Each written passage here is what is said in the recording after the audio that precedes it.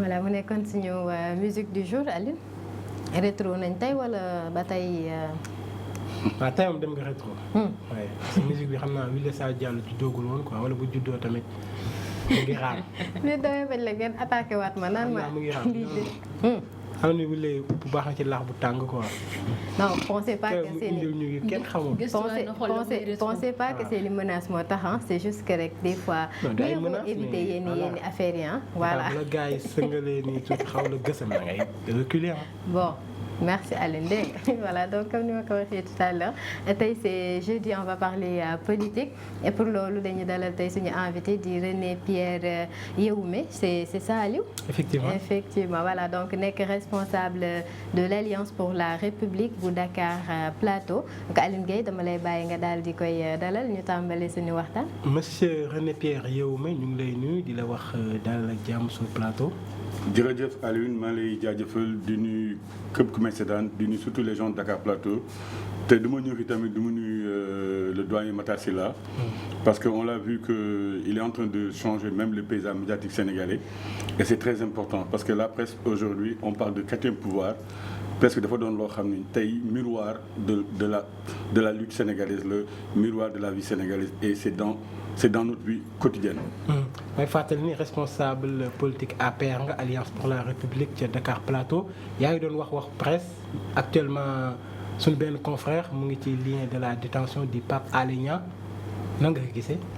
Bah vous savez c'est entre le marteau et l'enclume parce que tey su may wax day mel ni c'est René Pierre Yéhoume en tant que responsable de l'APR bi wax mais je peux parler aussi sous l'angle d'un citoyen sénégalais tey dama gëm que journaliste dafa ñu ko war a jox seen wareef jox leen seen liberté mais tamit liberté dafa am lu ma jàng mooy depuis la déclaration des droits de l'homme 10 décembre 1948 il est permis à chaque citoyen le droit de s'exprimer de dire ce qu'il pense mais dafa am lu ñuy woowee dans une société mooy le contrat mooy la y a des normes et des règles boo xam ne nit ku nekk soo nekkee journaliste war nga ko mun tënk di mu wax mais soo xoolee on a remarqué depuis un certain temps am na ñuy woowee seen bopp ay journalistes yaakaar naa léegi duñu ay journalistes soo xoolee ñun suñu kuréel lu mel ni Alliance pour la République bari na ay ñoo xam ne ku mel ni sama ancien patron Souleymane Jules Diop journaliste la woon mu doon politique ku mel ni Abdoulaye Coulibaly ku mel ni sama xarit Yakham Mbaye et tant d'autres ay Bara Ndiaye maison de la presse donc tey soo nekkee journaliste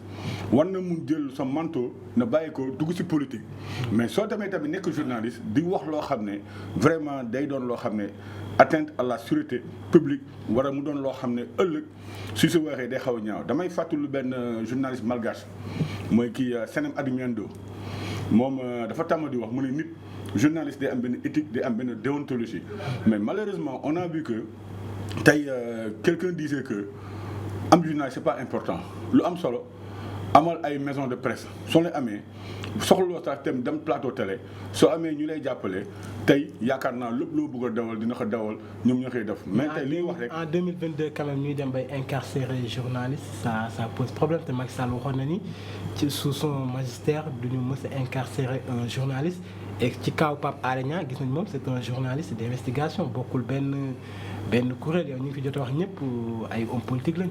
waaw mais sëriñ bi ñun tamit ay acteurs politiques ñun tamit suñu bët bi ñu ngi koy dem fu nekk am na lu ñuy for si wéru bët tey lu war a lool président Macky Sall damay dégg à chaque fois ni ne Macky Sall moo waxoon bés bu nekkee président journaliste kenn du ko incarcéré mais il faut ni dafa am lu ñuy wooyee entre la parole et l'acte tey mënoo nekk di wax loo xam ne naka su noonu tamit dëkk bi dafa am yoon su jëlee taxaw jël ay matuwaayam arrêté la loolu yaakaar naa di yoonu président de la République ñun tey ba ñu ñëw fi ba léegi on se rappelle presse bi am na fi doole te loolu su amee loolu ñuy njukkal ku mel ni président Abdoulaye Wade ba mu fi nekkee à l'époque parce que ñun ay ndaw ni woon nekk di xeex amoon na ay journalistes yoo xam ne ñoo tax tey ñun homme politique yi suñu liggéey di mun di fës mais tamit il faut ñu dellu à nos fondamentaux tey soo demee dans les maisons dafa am lu ñuy woowee baay mag rak aujourd'hui on est en train de tuer tous les mécanismes yoo xam ne ñoo tax ni am benn fondamentaux tey damay faral di wax c'est l'intelligence qui s'est rabaisser pour être la servante de la médiocrité. Aujourd'hui, il est extrêmement important que ñun Sénégalais, je ne parle même pas des journalistes, war nañu revenir à la raison mooy lan suñu waxtaanee war nañu doon un échange boo xam ne échange bu baax la parce que tey wax du wax bu ñaaw du wax bu ñagas. tey on peut aussi di def investigation di xool seetu ko mais balaa ne investigation war na xool looy wax est-ce que soo ko waxee dina yàq réew bi war a soo ko waxee est-ce que doo si am problème mais malheureusement tey on a vu depuis l'essor des réseaux sociaux nit ku nekk day wax lu ko neex mais tamit yoon am na fi nous sommes dans un état de droit tey force restera à la loi. très bien ñu daal di àddu ci wàllum politique gis nañu week-end bee passé ngeen tàmbali vente carte de membre ci APR Macky Sall sax teewoon fa ñu gis le ministre d'État Mbaye Ndiaye wax ni Macky Sall mooy seen candidat en 2024 loolu doy na waar de. la moo tax mu doy waar mais mun naa ne tey on a vu que aujourd'hui Sénégalais yi ñoom mun naa ne c'est des observateurs ñu nekk ci kuréel politique bi démb rek dégg na lu xew au niveau de l'autre camp Pastef ku mel ni Birame Souleye Diop di administrateur du parti boo ma déggee Ousmane Sonko keroog man j'ai l'habitude de dire une fois je l'ai dit à la télé booy Pastef bi def ko TikTok ba 1 million de vues ne grand bi warul bokk APR parce que nu muy xalaatee parce que dama ne ñun Ousmane Sonko le plus souvent ñu koy diaboliser alors que dans chaque communication il fait des erreurs ça dafa am ni ñuy wooyee tey mooy da ngay def lu ñuy woowee de SWOT analysis mooy strength and weakness of the product. Un produit il a des forces et des faiblesses mais malheureusement ñun on est dans le camp de la diabolisation. Hier on a entendu ce que Birame Souleye a dit lu mu waxu ko ci waa APR mais da ko wax ci ay nitam yoo xam ne ñoo nekk ci réseaux sociaux yi tey ñëpp xam ni tey les gens de l'opposition nous ont devancé sur les réseaux sociaux en 2009-2010 réseaux sociaux soo ko waxee ne APR man maa yoon Angleterre ma nekk coordonnateur de l'APR en Angleterre keneen di am liggéey mais démb mënu ma toog mu ne ñu nekk ci réseaux sociaux yi duñu voté ñooñu lii tey ñoom ñu ay cumul de mandat tey képp xam ni que teg Sénégal yi am na droit autorisé nit doon député doon maire mais suñu ñëwee si dans un cadre d'un parti comme l'Alliance pour la République ku mel ni ministre d'État Mbaye Ndiaye mu doon directeur des du parti mu ne tey APR suñu candidat mooy Macky Sall yaakaar naa loolu ñun tamit foofu ñu dur suñu baaraam ànd ak moom si loolu vous savez le pourquoi mais vous savez le pourquoi ñun on s'est battu pour que Wade du am mandat fii on s'est battu pour ça mais aujourd'hui j'ai entendu le ministre Aliou Sow aujourd'hui sommes-nous dans un régime notre souci c'est quoi il faut avoir ce qu'on appelle une démarcation entre lu fi am ak lu fi amoon mooy lan est-ce que nous allons laisser ce pays entre des mains inexpertes est-ce que nous allons laisser ce pays entre des gens yoo xam ne on a vu c'est des manipulateurs c'est des jongleurs de micro à l'Assemblée nationale ce que nous avons vu dans cette assemblée les Sénégalais aujourd'hui ñoo ngi jaaxle mais René Macky Sall bu defee forcing est-ce que quand même du taal dëkk bi gis nañu voilà am na feuilleton yi fi jot xew bi Wade bëggee def troisième mandat est-ce que tamit yéen moom ngeen wax mooy seen candidat mais moom tamit bu nangoo lu ni mel est-ce que loolu du taal dëkk bi mais il faut ni rétablir les faits Abdoulaye Wade du woon troisième mandat le Sénégalais génnoon man je me rappelle c'était ce jour-là même j'avais tenu une marche au niveau du Parlement anglais defar naa ko ak sénégalais yi ma jàppale à l'époque au passage maa ngi nuyu bépp sénégalais bu nekk Angleterre bu nekk Londres mais loolu lan la woon c'est-à-dire que Abdoulaye dafa bëgg def ce qu'on appelle la dictature de la minorité sur la majorité mooy le cadre bloquant mooy képp bu am élection président amee 25% day jàll on n'a jamais vu dans l'histoire d'un pays un président qui organise élection mu am 25% mooy day jàll. mais après yàlla wax waxeet quand même day jàll loolu du wax waxeet. non pas boobu mais après yàlla wax waxeet ci la def troisième mandat bi mu dem élection Macky Sall daal di koy gagné. mais dafa oui mais constitution sénégalaise moo gën a fort avec la parole du président de la République Ousmane Sonko quand on l'a demandé par au cumul du mandat dafa ne il faut le prendre sous l'angle de la morale alors que mais aujourd'hui ñun il faut le prendre sous l'angle de la morale est-ce que aujourd'hui le président candidat la mais ñun suñu kuréel ñun ñëpp tey parce que mënuñu am un président boo xam ne il est le champion de l'inclusion sociale il est le champion de l'équité territoriale man mii di wax j'ai été chef de cabinet du ministre en charge du PUDC j'ai vu ce que le président a fait comme équité territoriale te y avait des Sénégalais qui sont au fin fond de Médina Yoro Foulah qui n'avaient pas accès à l'eau potable qui n'avaient pas accès à des routes bitumées président ñëw indi ko même au niveau des zones frontalières purement président ñëw changé indi lu ñu mel ni équité loolu yaakaar naa kooku ñun dañuy dul suñu baaraam ànd ak moom parce que nous pensons et croyons que c'est le meilleur aujourd'hui. La question qu'on doit se poser, nous, en tant que régime, c'est que est-ce que nous sommes capables de bâtir benn socle autour du président pour que notre régime dure aussi plus longtemps avec le président de la République. mais yaa ngi wax ci exploit yi ngeen def est-ce que wër na ngeen bàyyi dëkk bi ci yenn loxo yi ñi yenn ñi mais est-ce que jël ngeen en considération que ñiy wax ni tamit jàmm gën 3e mandat ñoom tamit ci population bi lañ bokk maanaam am na ñoo xam ne bëgg nañ d'accord mais am na ñoo xamante ni bëggu nañ et puis bëgguñu en fait et puis loi am na lu mu wax mais soo leen bëggee jël moral teg ko pour soutenir ay mandat alors que yoon am na lu mu wax population bi ngeen bëgg a représenter am na lu ñu bëgg est-ce que loolu bokk nañ même yoon en fait. mais yaakaar naa soo wax farakulaay na parce que soo nee yoon.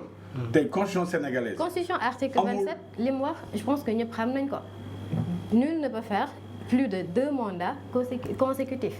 mais xam loolu affaire yaakaar naa affaire juriste la. man je suis pas un juriste. c'est clair ñun duñu juriste mais lu leer man je suis un expert en relations internationales donc il y a des gens yoo xam ne tey aujourd'hui c'est des techniciens de droit ku mel ni comme tonton Doudou Ndoye et tant d'autres personnes ku mel ni comme notre brillant ministre Ismaïla Madior Fall donc yaakaar naa loolu ñoom ils en ont parlé c'est-à-dire que dafa am lu ñuy woowee la parole ak l'acte aujourd'hui ñun li ñu gëm mooy la constitution sénégalaise c'est-à-dire que constitution bi nos paroles ne sont ni la Bible ni le Coran la constitution est au-dessus de tout mais ñun nekk ni fii pour woote ay parce que tout le monde sait que ñun nous aimons ce pays nous sommes des patriotes c'est-à-dire que il faut que les gens savent que le mot patriote n'a rien à voir avec l'opposition quand on a commencé à se battre pour ce pays nous étions au lycée nous étions à l'université donc aujourd'hui mu ngi nekk fii après tant d'années yor le pouvoir di exercer dignement ni ñëw fii bëgg a taal dëkk bi ñun yaakaar naa mel ni kuy taal dëkk on a vu ces événements yi fi amoon les gens ont appelé à des combats mortels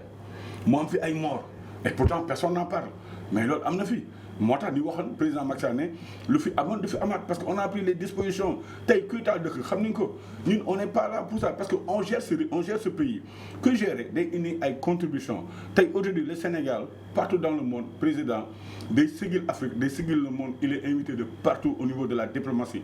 La preuve quand j'entends des gens qui disent que même dans les réunions au niveau de l'international que ce soit au niveau de l'ATP ay Fratel que ce soit au niveau de l'OIT mais gis ay nit yoo xam ne notre diplomatie ñooy baliser le terrain pour permettre à nos techniciens ñëw suy ñëwee mun nekk am benn taxaw kàddu bu rafet si loolu ñuy def mais aujourd'hui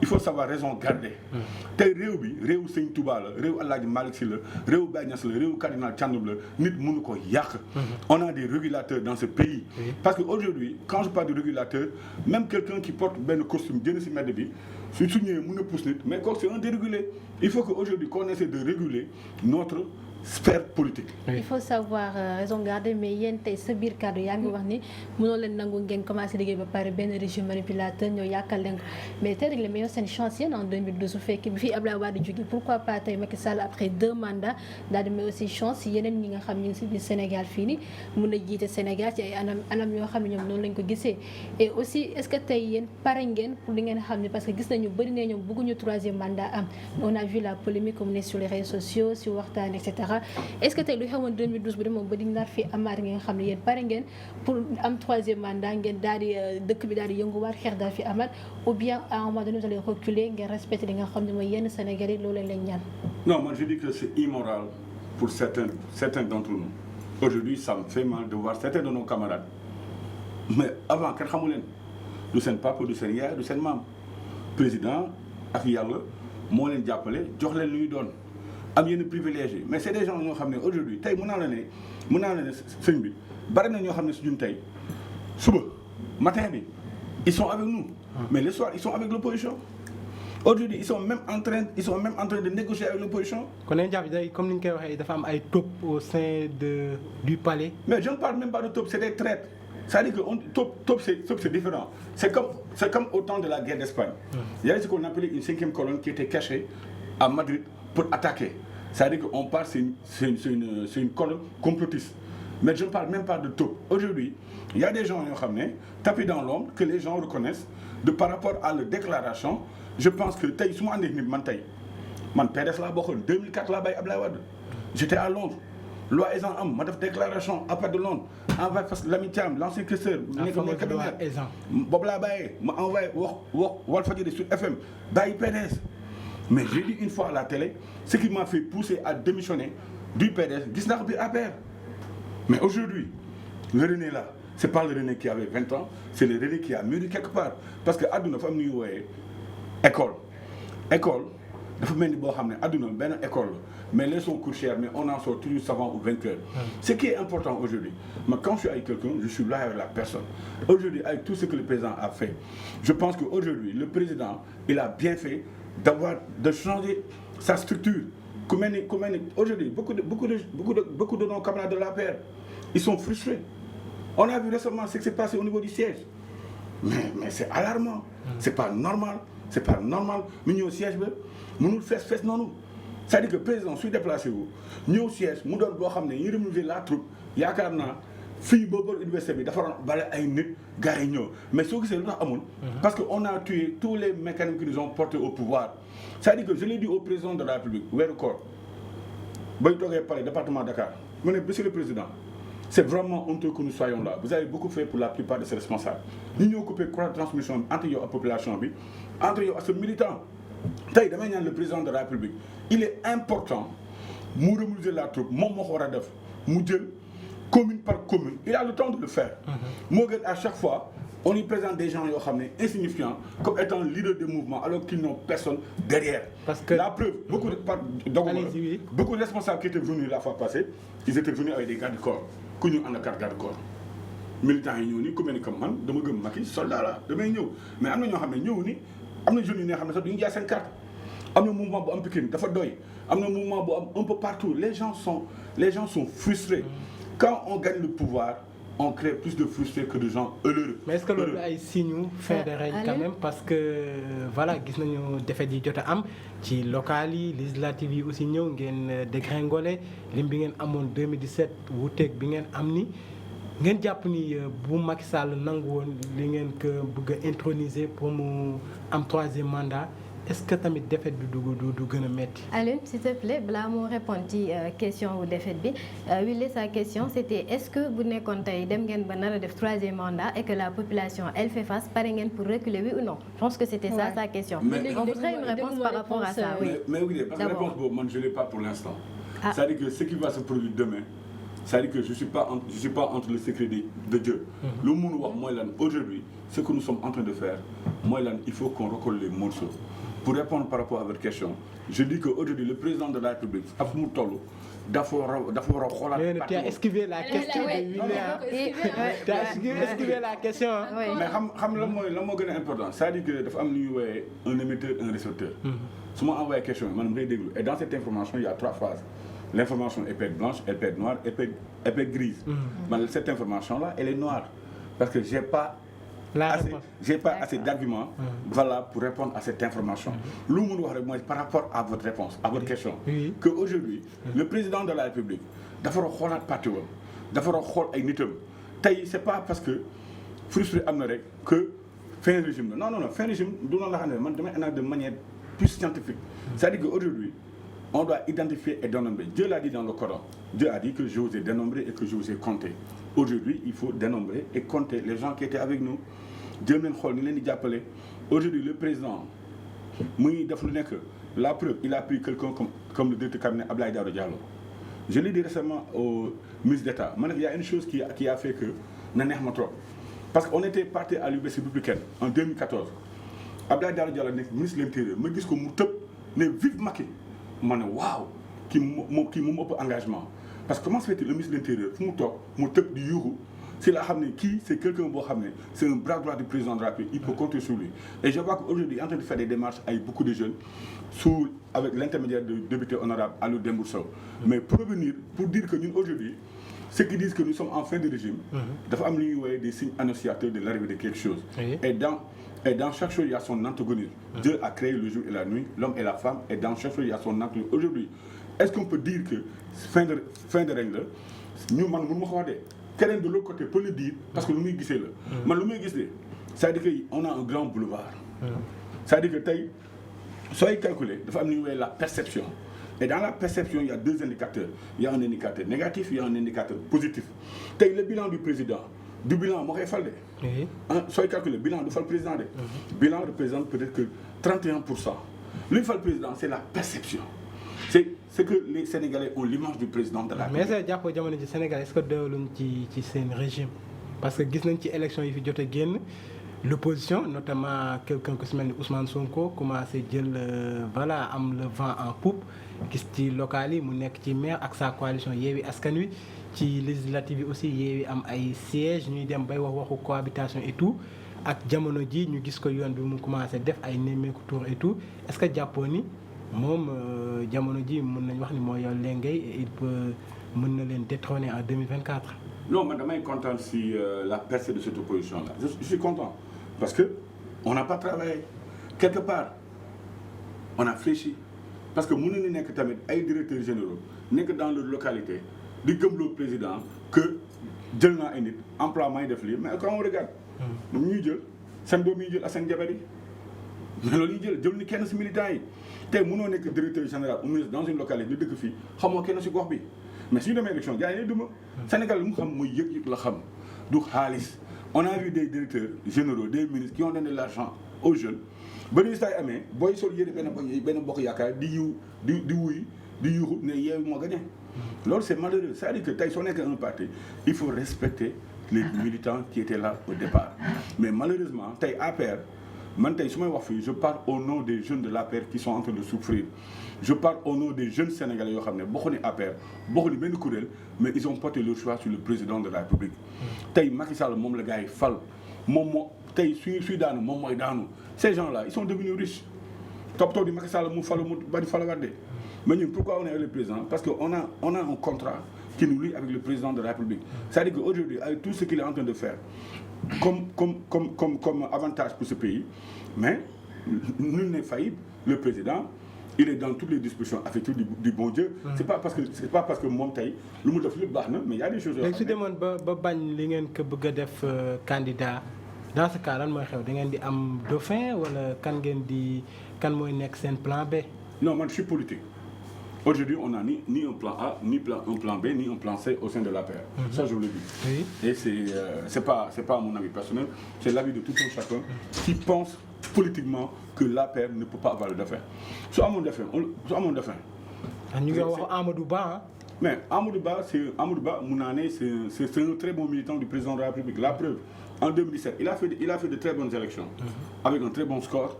Nous, au niveau de Dakar Plateau, on l'a accueilli. Moi, je suis conseiller municipal à Dakar Plateau. On l'a accueilli un peu partout. J'étais dans cette équipe. Oui. On a vu ce qu'il a fait comme résultat. C'est qu'aujourd'hui, j'entends des rumeurs, des gens qui disent que oui, on a un premier ministre qui est inexistant. Est-ce que Amadou Ba n'est que premier ministre? C'est-à-dire que les gens, Sénégalais, c'est la communication moderne. Oui. Sénégalais, dafa am communication am dialectique, rhétorique, polémique. Mais nous, du matin au soir, on n'est que dans la polémique stérile. Oui. On va ramener ce débat à deux personnes, Amadou Ba, Macky Sall. Alors que c'est pas un léegi yow nga ni plan A B C amul léegi loolu lu muy signifier. Mais plan A plan B amul plan A mooy lan Macky Sall. Plan B mooy Macky Sall. Plan C mooy Macky Sall. parce que ñun aujourd'hui. kon Macky Sall ou rien. non kenn wax Macky Sall ou rien yàlla moo xam loolu ni waxee noonu loolu soo waxee noonu soo waxee noonu damay tëkku yàlla te du ma tëkku yàlla si loolu. dama ne ñun aujourd'hui lu ñuy gëm plan A c'est Macky Sall. Plan B c'est Macky Sall. Plan C c'est Macky Sall lu yàlla def demee kenn xamu ko mais on sait que dans notre parti nous avons des lieutenants nous avons des gens capables de redonner à l'APR ou bien à la coalition Benno Bokk Yaakaar sa véritable dimension. gis nañ sax yenn ci responsable ay directeurs généraux ay ministres ñoom ñëpp di def apologie je peux dire troisième mandat am na sax kenn ku dem ba ni bu dee moo jaamu taal dëkk bi naka taal yow ànd nga ci kàddu yooyu. non man du ma ànd si kàddu yoo xam ne vraiment day taal dëkk parce que tey ñun. ku nekk dafa am kër ñuy jógee dafa am ñuy yaree donc mënuma damay condamner tout propos soo ma xamee man je suis dans la paix je suis le plus critique que ce soit dans les émissions à la télé lu ma gëm laay wax mënuma wax loo xam ne gëmuma ko parce que gisuma leneen loo xam ne jaral na ma ko parce que entre Dieu et moi il y a aucun intercesseur et l'intercession se fera au moment où Dieu en a décidera ce qui est important aujourd'hui il faut qu'on s'arrête il faut nit teg suñu baaraam fenn ni xam ne que dëkk bi kenn mënu ko taal képp kuy woote kaddu que ou rien dañuy taal dëkk bi yaakaar naa kooku war na revenir à de meilleurs sentiments ni xam ñu Sénégalais suñu falee les Sénégalais ont voté pour le président par rapport à un programme c'est yoonu yokkute qui a été élaboré et élargi dans le plan sénégalais. Très rapidement waxtu bi jeex na mais ñenn dañoo jàpp ni Macky Sall moo leen yónni ci plateau yi ngeen def apologie bi alors que moom dafa mel ni jamono ji ñemeegul ci àddu loo ci tontu rapidement. Macky Sall ko xam du nit bu ragal. nit bu ragal di jógee Fatick fin fond du Sénégal mu défier Ablaye Wade à plusieurs reprises dama nekk président de la République kooku du ragal ñun kenn yónniwuñu. oui on fait de la politique politique la engagement la conviction la. c'est un combat de tous les jours tey journaliste bi yow. da nga génn si biir ut information pour jox ko public bi pour gars yi mën a yow daal gàcce na laa ma. di la jaajëfal René Pierre Yéhoume ngay responsable APR ca Dakar Plateau di la jaajëfal sa teewaay suñu plateau. waaw jërëjëf toogaay bi yàgg na trop parce que couleurs yi y a l'harmonie des couleurs cela veut dire que le Sénégal vert jaune rouge la on doit respirer sénégalais penser sénégalais et vivre le Sénégal. mbokk yi ñu amoon mbégte loolu teew fi depuis 8h ba tey ñu leen di jox dig daje ëllëg bu soobee suñu borom et comme d'habitude ma si ànd ak avec la même équipe. Really? Bien, merci à vous deux, merci à René. J'espère que ça va question bas dina ñëw nga tontu ma si laa moo jot merci que vous ko xam ne ñu ngi leen seetaan suñu Label TV. Je vous donne rendez-vous ou nous vous donnons plutôt rendez-vous suba inchallah. Bien, merci à vous. Bien, merci à toi Wilissa Diallo et voilà, espérons que voilà, la réponse elle sera là peut-être d'ici quelques temps. Merci beaucoup Aline Gueye et merci beaucoup à René Pierre Yéhoume nekkoon suñu invité tey nekk responsable Alliance pour la République bu Dakar Plateau donc di ko remercier ci disponibilité bi partage bi ak voilà explication yi nga xamante ni moom la joxe j'espère que dina am benn apport au niveau de nos téléspectateurs yi àndoon ak ñun depuis 8h ci suñu émission suñu matinale ci suñu Label TV ci xolu Sénégal donc dañ leen di jox dig daje demain inchallah ci beneen matinale yeneen invité yeneen thème donc d'ici là portez-vous très bien très bonne journée et restez connectés au programme de sunu Label TV waa Kabi waa suñu buzz ak ñeneen ñi ñu ngi ñëw pour lu des ci journée bi à demain inchallah